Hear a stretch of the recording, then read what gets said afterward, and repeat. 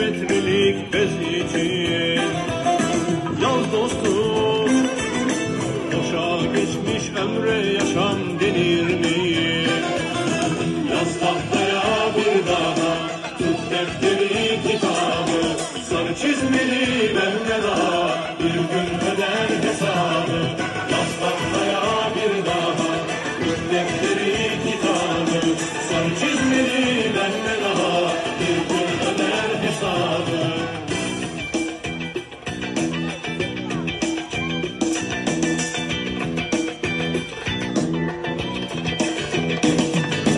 Yaz dostum, yoksul görsen besle kaymak bal ile.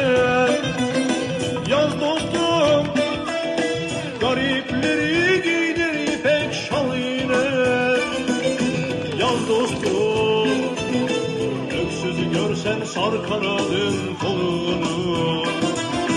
Yaz dostum, kimse göçmez bu dünyadan mal ile.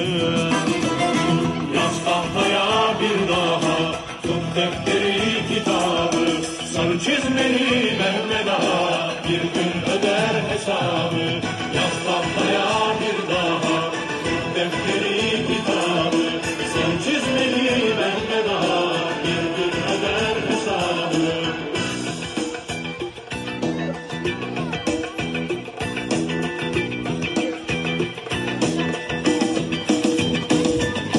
Yaz dostum, barış söylerken de bir ders alır mı?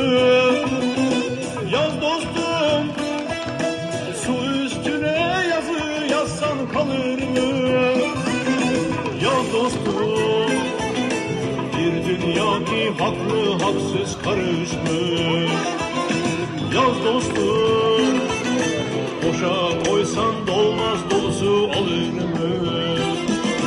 Yaz tahtaya bir daha, tut defteri kitabı, sarı çizmeli Mehmet'a bir gün öder hesabı. Yaz tahtaya bir daha, tut defteri kitabı, sarı çizmeli Mehmet'a bir gün öder hesabı. Yaz tahtaya bir daha, tut defteri kitabı, sarı çizmeli Mehmet'a bir gün öder hesabı. Yaz tahtaya bir daha, tut defteri